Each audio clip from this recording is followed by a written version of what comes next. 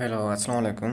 আজকের ভিডিওতে আমরা আলোচনা করব কিভাবে বিকাশের চার্জগুলো ক্যালকুলেট করতে হয়।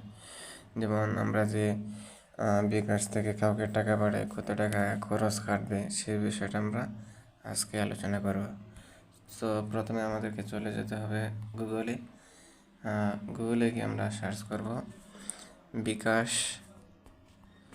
Charge calculator. এই যে বিকাশ চার্জ ক্যালকুলেটর চলে আসবে। দেন এই যে বিকাশের ওয়েবসাইট দেখতে পাচ্ছেন, এই ওয়েবসাইটে চলে যাবেন বিকাশ। তো এই জায়গা থেকে আমাদেরকে প্রথমেই দেখতে পাচ্ছেন choose bKash service to calculate your charges, মানে আপনি কোন সার্ভিসটা নিতে চান। আমরা এখানে ক্লিক করব। তারপর দেখা গেছে এই যে আছে চেক ব্যালেন্স, তারপর ক্যাশ আউট ফ্রম এজেন্ট। যেমন আপনি যদি কাউকে টাকা পাঠান তখন আপনার খরচ করতে হয় যে কত টাকা উনি তুলতে পারবে খরচ বাদে। সো সেই হিসাবটার জন্য আমরা ক্যাশ আউট ফ্রম এজেন্ট এটা সিলেক্ট করব স্টার 247 দিয়ে।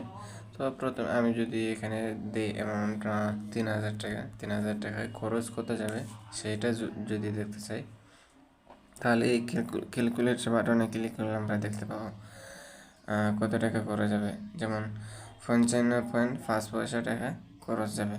যদি আমি 5000 টাকা দিতাম, 5092 টাকা 5 পয়সা চলে যাবে।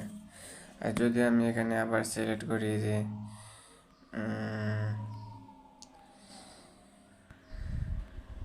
বিকাশ cash out from ATM from agent দিলেও অ্যাপস থেকে যদি ক্যাশ আউট করে তাহলে ক্যালকুলেট সেম দেখা যাবে। তো এই বিকাশের লিঙ্কের মাধ্যমে আমরা আসলে বিকাশের চার্জ ক্যালকুলেট করতে পারবো। আমরা অনেক সময় বড় অ্যামাউন্টের টাকা পাঠাই, যেমন 1 লাখ। সো সেই টাকাটা কত খরচ যাবে বিকাশ থেকে তুলতে।